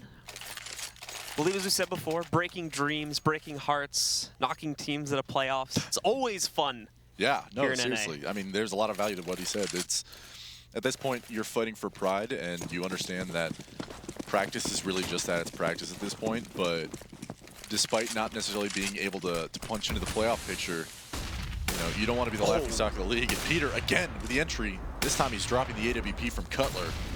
Wins that off duel, so here we are, 4v5 again. Although I won't count it as an advantage towards NRG at this point, considering the history of this half thus far. We still have Gabi waiting for more mid-pressure to work its way over here, too. Specifically over towards Connector and Cat, as he waits just behind the wrap over here, up on top of Cat. CLG themselves are now moving out from underpass and trying to get their way inside, but Kusta, bit of a mistake there. Didn't realize there was a molly on the ground, and now loses half of his HP because of that. Peter, too, looking for the correct timing on this to peek back outside, but it's actually not really going to be able to do that quite proficiently. Still sticking back, and now finally starting to slowly shift towards it, but again, it's all hesitant, so CLG actually do get this connector control. Now, though, time to move it onto a site, and this is where it gets a lot trickier. And again, I mean, they have the information. They know CLG's under window and in connector. They have full control, and yet Gabi's in ladder room and Legia's like tucked away in jungle. There's no real hard, spot on it. They're just relying on both Taps and Legia to come up with these kills. Taps finds one on the haze from stairs, so Peter finally peeking off catwalk into connector, able to help out his teammates. Finds one on a Sabrosa and another one on Akusa, so this round is pretty much all said and done. NRG definitely rebounding from the last 2 rounds of blunders, so 11-11, they're able to tie things back up. I believe this is not quite a reset for CLG, but they're nearing this territory after buying this one. And so with that one now, you see the retie coming back in, and as we can see for now, both teams actually still in positions to go for buys too. It's just been an outright brawl so far in this half, in both respects. Neither team really being broken because of how un-one-sided this seems to be, how back and forth rather as much as tended to be, but also CLG finally shifting away from their usual pursuits over here towards mid. Same thing that NRG was doing, and they're actually going to go, for the most part, what is going to be a direct play. They still have Sabrosa who's going to play around with mid a bit, and eventually move in through connector, but beyond that, all these guys are pushing in. Akusta, perfect position to catch Taps and pushing in the A-ramp. Another advantage goes for CLG at the beginning of this round. Dude, and so smart from Kusta. He falls back immediately. Legia knows that his teammate at least caught the sound from the death cam and knows that Kusta ran backwards, but Legia turns his attention away from A for just a split second. That allows CLG to come up through that palace and A-ramp area. And they have full control of the A-bomb site. Unfortunately, the rotates for NRG have already come in. Peter's over there on top of the toll booth. Finds one onto Ethan. Now this is a 3v4. Not even able to get the bomb down just yet as CLG. See CLG too. Cutler specifically just on the other side of that one. He's going to find the kill against Legia. Unfortunately, he can't wrap around the pipes now. Despite the fact that there are 2 people waiting for him there. Getting a little bit further out into the site. Let's focus on the plant. He gets that onto the ground. They'll be in a 3-on-3, but CLG backing up a lot there. As we can see Sabrosa moving all the way over to Cat to take a position there. A long-range spot. Kusta peeking over here towards CT. Gives them that free kill, basically. Not able to find any sort of response to it. Yeah, and Gabi's going to drop this smoke towards connector. This could spell doom for CLG. Just a matter of time to see whether or not these shots hit. And Peter gets dinked through the box. Could be helpful, but it's Cutler that stops the defuse immediately. And Sabrosa must come through jungle right now and stop this defuse. Unfortunately, Gabi is there waiting. Jaws wide open. With our arms wide open. 12-11, NRG takes the lead once again. Keeping the references alive as usual. That's nicely done. The wordsmith. Freed, man. That you are. Hey, that one actually knew. Worst bands of all time. So. With our arms wide open. Probably one of the weirdest singers I've ever heard. Blue, I'd like to see you try and do karaoke that song. In fact, what are you doing later tonight? Not much, actually. All right. There we go. It's a date. We're going to have Daze judge you on your singing skills at the local watering hole. Sounds good. Fugly, though, is going to move his way into the apartments there, where he actually gets a lot of damage on Sabrosa. Should be noted, too, of course, that with NRG's victory, finally, we've seen one of these teams be completely broken and forced onto an eco here. And unfortunately for the CLG fans out there, it did have to be this team. So they're back down. They're not putting up much of a fight on this round. Bringing Fugly a bit low. We're really just trying to capitalize on any over-aggression from the CT side at this point, but they're not finding any of it. Yeah, on the bright side, you know, when we inevitably go to karaoke later tonight with that mustache, dude, I don't think you're going to get carded. Oh, my goodness. Seriously. I mean, they're going to look at you and be like, wow, well, who's this man in front of me with this mustache? He must be over 21.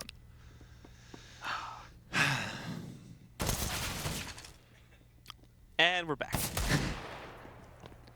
Like, yeah. I was waiting for the laugh track, dude. I forgot we have those now. Yeah, well, whatever. Ethan, Kusta, 2v5. Not close to a bomb plant. Perfect time for it. Yeah. I mean, I could, like, improvise my own laugh track with my iPhone, but I won't. Disappointed. But CLG with just these two stranglers left alive. Again, it's the same thing they've been doing for the entire round. Yeah, stranglers. Stragglers? Oh, isn't it? Wait, oh, that's... What did I just watch? What did we just miss? Dude, 3 kills going the way of CLG. I had counted them out of this round so quickly, and suddenly this is a 2v5 situation, and it's just Tabson in a 1v2. I mean, if there's one guy that might be able to do it, it's Tabson, but that is horrendous, both from our awareness as casters, but more so the defense from NRG. Tabson spotting the first one there, but at the same time, it gives away his own position as he tries to sneak back in here. The Molotov to try and force him out. Nope, Kusa's not even going to realize. Sweet just burns. Now it's Ethan playing around with the bench spot, looking for the headshot, though, and he's going to get it on the peak. Shuts down Tabson, and somehow CLG turned that round against the favor of NRG and pick it up. Watch this. Like, what? Just 3 kills out of nowhere. We didn't even see the Kusta kills, but that shot from Ethan was amazing. It was beautiful. Just clean. Ugh. Yeah, I watched DeBears throw his hands up in disbelief as all that happened. I'm just like, I don't know either. I don't know what's going on. CSGO. So now CLG propelled with new fuel here. Just gonna go directly into the back of the B apartments here to start off this round. Not really moving towards the site just yet. We even saw Cutler too going for a pretty ballsy peek up through T-ramp. That didn't get met with much success, however. He's actually brought down a 78 HP after he tries to go for that. So now, after playing around a little bit here, they are just gonna group up again over here in the alleyway, sneaking up towards B. No execute yet, but certainly seems like it's going to be coming in just a few moments. Yeah, they've found some success towards B thus far, and they're just going to pressure it just one more time as Fugly got B blind, spinning around to the bomb site. Able to hold off the CLG push for just a moment with that Molotov, but now the push comes in. Fugly got B, holds strong, find 2. Hayes returns on a got B, and now it's a 3v4. They've made entry to the bomb site, but they haven't cleared it out yet. Fugly is still there, and Peter waits at window. The rotates will be coming in now, but Fugly will fall. The plant will inevitably go down. Into a 3-on-3 though, but the problem is for NRG is all 3 are retaken from market. This is very one-dimensional, and CLG are going to be able to figure this out and shut it down. As long as the first couple of kills go their way, they're good to go here. And we can see two of them already trying to sneak out over here towards the market. Both the window and the doorway actually being pushed unrestricted. Sabrosa finds that first one. It's actually Hayes that gets it, so nice cross spray set up here too. But Hayes after finding the second one. Peter's only at 3 HP, so there's not a lot for him to do. Hayes actually gets a really nice round here, finding pretty much all of the kills. Peter was going to try to run and prevent the ace. We'll see if that pans out in a moment here, as he might have one more exchange with these guys. Back out towards mid. Nicely done. Taking out some bros at the very least, doing that damage, but now he's opened up the window here too for Hayes to push in. Will we see the ace? He's going to try to creep, and Peter's not looking for it at the moment, so there you go. Creeps into the crosshair. Peter tries to go for the flick, but it's Hayes with the ace. Pentakill. Wrong game. Well done, Hayes. Well done. Nicely done. This is why CSGO is fun and sometimes beautiful, is that NRG has had pretty much every opportunity to win this game like 16-4, and it is now 13-12 in favor of CLG. Anything that can go wrong for NRG has gone wrong. And as I say that, Tabson just laying out Kusta over towards A ramp. Peter returns as well. They can turn this eco round into a win. It'd be huge, but Sabrosa not gonna let that happen. Finds 2 of his own. Now to 3-on-3. Leggy is tucked away under here balcony and may cause some problems as Fugly's trying to bait as best he can for him. He's at least going to be able to deny a bomb plant, as they still do not seem to realize that he's here. Like he is still just patiently waiting too for the push to come in from CLG. He is slowly being surrounded, but nobody's checked underneath. Look at this, 1, 2, and now looking for the final one. Instant headshots from Legia. Just saved the round from NRG. And Cutler going to try to pull off the impossible now as well. He knows where Legia is, but that's about it. And none of the rest of these players have been revealed. And he's going to look to sneak in, catches one at the back, nicely done, but now he's being pushed from CT, down to 56 HP. Still hunting Legia as well here, but eventually goes down to Fugly. And NRG again pull off. Oh my goodness. I mean, what is this match even turning into at this point? Dude, this isn't even like straight up ugly NACS. It's just like a mess. Crazy stuff's going down every round, man. If you're not tuning in, tune in. But you wouldn't hear me because you're not tuning in. Tell your friends. Yeah, tell your mom. Tell your grandmother to tune in right now. She's missing some good Counter-Strike on the Pro League CSGO ESL channel. Good Counter-Strike? Yeah. Is it though? Good Counter-Strike. It's fun Counter-Strike, at least, at the very least. Could be worse. You could be at a Creed concert. Anyway, CLG grouping up here towards upper B. And once again, they're going to try and pressure Fugly here. And it's not even been a situation where Fugly and GodB haven't been getting kills or delaying long enough for their teammates to come in, because in most cases NRG's held this B site quite well. It's just a matter of the retakes not going their way on the CT side, and the first kills again go their way. Fugly able to find a second though. Peter finally helps him out, and now it's just hazed. Second here towards upper B, and Fugly finds his third for the round. Nice hold from both he and GodB with the aid from Peter. So 14-13, CLG not out of this yet. Gonna have this last buy round here, and certainly NRG able to turn things around once again and take the lead. It just speaks volumes to, you know, in some ways how good both these teams are, and in other ways how much they have to work on moving forward in the season. Straightforward round, at the very least. For sure. That we finally do have there, instead of the chaos that has been happening here for pretty much the rest of the half up to this point. Trading back and forth and back again, but NRG, the lead in hand, now only needing a few more rounds to try and close out. We will see them taking fast control. CLG this is over here towards mid. Moving up to the catwalk. There's actually not a lot of resistance, but basically no resistance at all from NRG, so they're going to let them have this. But it's going to be getting onto the sites where they have put a lot more focus. The thing is, though, is that, again, CLG haven't necessarily given any great hints as far as which site they're taking this to, but NRG started to shift more players over here towards A, expecting it to roll in here when, in fact, it looks like it's going to be going to the other site. So you're, again, leaving all that pressure in both Fugly and Peter's hands, but Peter just gets shut down. Nice boost up from Cutler, finds him through the window in the apartments. The second player sitting over here, Fugly, is going to try to roll back. Smoke saves his life for now. There's a lot more holding to do, and he's going to catch the player that pushes out over there onto the balcony. Legia moves in at the very least to find this trade, but now it's a 1v4. Cutler even moving out there on catwalk, shuts down Thompson. So what is Legia left to do? It's going to be a 14th round for CLG. Yeah, CLG like has these rounds where they're just the perfect strategic decisions. They're exploiting all of NRG's weaknesses. They're finding the kills, and NRG is just like, guys, this round. I mean, this round maybe not necessarily, but so many rounds in this game just have slipped from their grasp from the smallest mistakes, and CLG has capitalized. So if you want to say CLG is doing one thing right, they're not wasting any opportunities to be in this game. And now it's 14-14. Like he's going to be able to save this AK, but these final two rounds are sure to be exciting. It's very likely that we actually take this to overtime too, with how much the rounds have been traded out. So we do still see just enough cash really for NRG to buy up here. Might look at one or two guys being downgraded to pistols, but I think they might have just enough to get over that. We're assuming there's one rifle on the ground for GodB. There should be. Yep, there we go. So full buy for these players, full utility for the most part too. The only thing they're really missing is like Tabson's kit, but that's not a huge deal since the other four have them. CLG on the other hand, of course, with the victory in their pocket, they do a rebuy. Not only this too, but Kusta has an op, as does Cutler. Double op setup. Ethan, though, is going to be lit up early on here, down to 48 HP. And an attempt to find an early kill back over here in the B apartments on CLG's end with a flashbang to the face, which pushes Kusta back. Yeah, and CLG just taking their time now. Haven't necessarily committed to anything just yet. That bomb's still back towards T-spawn in Hayes' hands. Really smoke top mid. Probably go for some mid control here. And NRG, again, kind of conceding this mid control, just allowing CLG to roam the map freely. It's not necessarily a wrong decision, but again, I hope they don't get punished by a lack of information at this point, as CLG are just creeping all over the map without any real knowledge coming out from NRG as to where the hit might be coming in. Tapson's alone in the save bomb site. Leggy is towards stairs. But Peter's just got to worry about this window position when Kus is really the only person towards mid. Oh. Kus trying to take the shot there too, but not going to be finding a connection just as of yet onto the player by steps. Leggy keeps himself alive and in check for the time being. But now also too, trying to focus on this hit itself. Lining up in a spot to check for anybody that may be peeking out towards this connector position.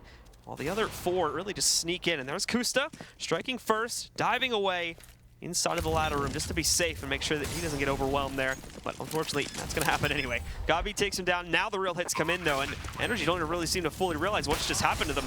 Cutler and Peter trade blows themselves, with Tabson and Hayes going down in the process. Still even, though, in a 3-on-3, and NRG are on the cusp of the retake. 2 working their way out from CT, but CLG not peeking out at all here until when necessary, and that's going to net them another kill. Sabrosa taking down Fugly. And these final 2 are taking it so slow, but they still have so much work to do. Up on top of the steps, we do see Gabi finding a lot of impact, but no kill. And now Ethan can just wrap back around and flip 180 to get the final kill, too. Yeah, I think this is the story of the match, is that both Ethan and Sabrosa have had so many impact rounds where they're actually, like, they're not necessarily lighting it up on the scoreboard, but definitely have come in huge when it counts. And there's another example. CLG able to claim the lead again, poised for map point. NRG just have pistols and a UMP on the board. Not looking good for the NRG side. Ethan's actually sitting still fairly low in the scoreboard too. Prior to that 2K, he was only at 8 frags, which is like half of the next man up. But even now, 10 and 23. You are correct though. There has been quite a few rounds where he's been the, the big instrument there to allow them to actually take control of the round itself and keep them in contention to take this match. Yeah, and NRG forced to get a little aggressive. Like he's already pushed up towards A ramp, and Ethan and Hayes are both waiting towards A ramp, and Sabrosa's towards upper B, just waiting for any kind of aggression coming out. And none will come necessarily, but NRG will surely get antsy and try and find out what CLG's doing. You don't have much utility, don't have a lot of firepower. What you can do is get information, find out where CLG's going, stack a bomb site, and just hope for the best, more or less. Of course, this is the last round of the half. A must-win situation for both teams. And the best NRG can hope for is OT, but the way this whole game has gone, it might actually benefit them to stretch this out in the long run, as CLG have seemingly pulled these rounds out of nowhere. Kusta is going to try to move out here again to take that mid control. There is going to be a presence from Gabi stuck a little bit further up inside of Darkroom there. He finds the first kill along with Fugly, but they waltz right out, and that's where Kusta is going to strike. Gabi's still inside, but in the meantime, the rest of CLG have already taken full control of the B-bomb site, and, well, Gabi's going to be burned outside here. The Molotov does so much damage along with his earlier fight. Then moving in there, shuts down Peter, and Kusta's about to move in on the flank too here. So CLG in good spirits. However, Leggy and Gabi finding those 2 kills, so it's even for now. There we have it. There's Sabrosa and Kusta shut out the final 2 kills, and with that, it's actually going to be CLG that takes control of this first map here. 16-14 is going to be the final scoreline, and they just barely hold it together there. A very big scrap, especially in the second half, but they do manage to come out on top. Yeah, I mean, that whole half, both halves really, I mean, in the entire game, it was like trading round for round, and it seemed as though it was just this big, like you said, a scrap, a real dogfight. Blue. Yeah. Nobody really seeming to get a huge edge over the other one there. Yeah, things just went back and forth basically the entire match. Neither team economically was in a situation where they were like, oh, consistently double saving. I think we saw 1 double save at a CLG in the first half, and it set them up at a 5-2 deficit. They rallied, came back, 9-6 half. It was looking great for them, and of course, NRG kind of started out the second half with strength of their own, tying it up. I think it was like 13-13 at one point, and were clearly going to push this towards at least OT, but of course CLG did not allow that. 16-14 final score. Well done from CLG. All right, guys, well, a lot to break down in that match and see just what the heck went on. So let's take it back over to our analysis desk. Ryu and Hayes, take it away. Dazed. Sorry, not hazed. Wow. Whoa. Off my knocker. Freudian slip. Whoa. I'll tell you what, Hayes is a good-looking guy, so to be confused with Hayes is not a bad thing. That was a back-and-forth match, super close. A lot of unfortunate NACS-style rounds that happened there. Give me your thoughts on that. Well, I don't know, man. That round when Kusta 1-2, Ethan got that kill at upper, and then they were able to clutch that round versus Stabson, I think it was. Yep. I mean, dude, if you're NRG, that could be the round that makes it so you don't get playoffs.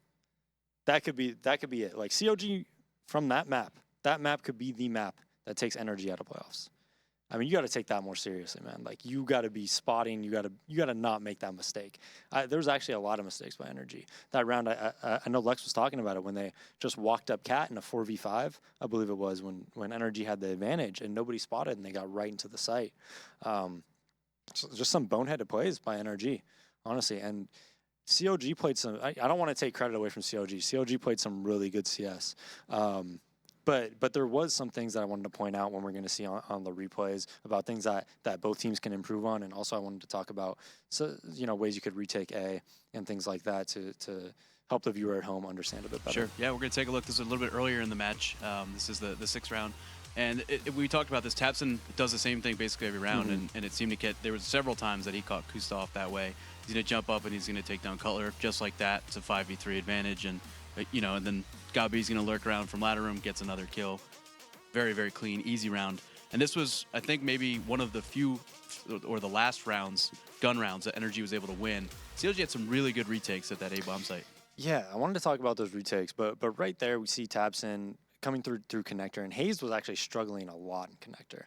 He needs to go back and watch this, because when he was playing Connector, I know CLG won the match, but it's something that he could definitely learn from. And he was kind of playing the halvesies CS, okay? In Counter-Strike, very rarely is it good to be going halfway in and out. He'd go Connector and he'd peek somebody, take like 3 shots and run away. That connector from the bottom of the stairs to getting back to safety around your own stairs or towards jungle is a lot longer than you think. Somebody can come up underpass, they can kill you. Somebody can go push towards catwalk and kill you really, really easily. When he's in connector like that, either commit or don't commit. That halvesies type of way where you're peeking, the smoke's dissipating, you shoot 2 bullets and you run away, you're going to get caught more often than not. Commit to the kill or don't commit at all. Yeah, and it's actually one of the harder. I think Crims was an amazing player at that position. Definitely a very difficult position. Who one of your teammates played that? Was that a spot Brax played, or? We actually vetoed Mirage at the time. Oh, okay. Well, yeah, just don't play the map. We were just like, the Europeans were so far ahead, and yeah. Makes sense. We got another replay here from a little bit later on in the match. I think this is that round that we were talking about. So it starts with Kusta with a 1D. It's literally it would start as a 5v2. And there's 2 players up, pistols and no armor, and it just goes south. Yeah, absolutely. I mean, that's pretty inexcusable when you're NRG and you're playing for a playoff spot there. And they're able to come up catwalk. Kusta, it's 2 incredible shots though. 3 incredible shots actually. After he gets the M4, he gets that kill as well. And now Tabson's in a really bad position. These are the rounds where when I'm Tabson, I'm literally like seething with rage right now. Like, why are you putting me in this spot? I'm trying to play smart CS, right. And I get put in a 1v2 on like such an important round. Oh my god. Yeah, but NRG actually got him back when Legia was under Balk in the 3v3 and gets those awesome 2 headshots. Played that perfectly. So there was both teams had rounds they should have won and should have lost that the other team came NACS, right? Yeah. Yeah, well, what is the Bearsman saying? You never know. Yeah. In CS:GO, Wise fan once said. Yeah, we saw Ethan really struggle, but he did close out. That was a huge 1v1. At one point in the match, he was like 4-20 or something like that. And then we were talking about how when that happens, you tell your team, like, if he's the last guy left, like, don't give him a kill. Can you explain why that is? Oh, I used to make a game out of it, right? Like, if somebody's having a poor game, because a lot of the time what happens is if somebody's having a poor game and you're beating another team and that guy's alive and he's like 2-15 or something like that, right? A lot of the time he's sweating it, man. He's playing that round super, like, he wants those kills. And I would just be like, he's 2-15, don't give him a kill. Don't give him a kill. Play crossfires. Like, give him the most respect. Like, play like he is Forrest and he's 30-3 right now, And then that way, it's good because obviously it teaches your team discipline. But it's really good because that player, I'm telling you, is not going to want to play your team next time around. And we see there, he finished 11-24. Yeah. I would actually say some of those 11 kills were critically important to CLG being able to take that. Oh, yeah. The kills he had on that round alone were probably worth the rest of his kills. And I wanted to ask that question specifically because there's some psychological warfare stories that DeBears just shared with us that I can't wait to share with the viewing audience. Like, it's in your head right now. Yeah, like 10 years later. When you guys hear this story, like, I'm psychologically, like, I still can't believe that is a story that is real. The Bears, he's pure gold. I mean, just pure gold all the way around. And then going into this next map, talking about psychological warfare. Your energy, you have a 5v2. It's close to the end of the map. You're feeling like, all right, we're probably going to win this. Let off the gas a little bit. Terrible rounds, few mistakes. You lose a close one against a team that I feel like there's a little bit of a rivalry starting to build there. What do you need to do now in this 10-minute break or so between map 1 and map 2? All right. Well, right now they're pissed. Like 100%. I believe they live in a team house as well. They do. So they're probably outside right now. You know, Pete's smoking a cig. They're talking about it. Don't smoke, Pete. They're talking about it, but they got to just refocus and move past this. You know, right now they're like, you know what, we had that match, we should have won that match, and I guarantee you they're pissed right now. You know, going into this next match, they just got to forget about it. They got to be like, you know what, we're a better team than them. I do think NRG is a better team than them, even though CLG beat them on LAN. I think like against the competition and overall, I think NRG is a better team, and they got to be like, you know what. We just got to get refocused. Like our playoff lines are on the line. We got to just move past this. Something that I'm terrible at, by the way. I was just gonna ask. Yeah, I'm terrible at it. So if don't it was ask me. you, if it was you, and you guys just lost a close match like that, how, like 1 through 10, how triggered, and then how much of an ass chewing do you give your teammates? Well, especially in a round like you said, if you're Tabson in that 2v5 round, like you're livid. How much does your teammates hear it in the freeze time of that next round? I mean, if this was me right now, like I'm terrible at moving past stuff. So I'd probably like every like tone in my voice and everything I say is just like you could tell how pissed I am because I'm so bad at like hiding those emotions. I'm sure you guys know. I don't think anyone's ever seen that. but even then, you know, I'm just like. I'll take like 5 minutes, like literally to myself, and then I'll come back and just be like, all right, you know what, we let that slip to our fingertips. You know, let's move past it and let's move towards the next map. And I'll just start talking about what we need to do to win the next map. You know, yeah, it'll be interesting to see if talk NRG about our pistols, things like that. If NRG can mentally recover, get themselves ready. Hopefully, DeBears isn't on his way there because he can get in your head like that. Can't wait to tell you guys that story. But before maps 1 and 2, if you haven't already, you should take out your Apple phone or Google phone and go to the iOS store or Google Play Store and download the Score esports apps because the Score is the best place for esports news and stats. And don't go anywhere. We're going to have Cobblestone up between NRG and CLG after this short break.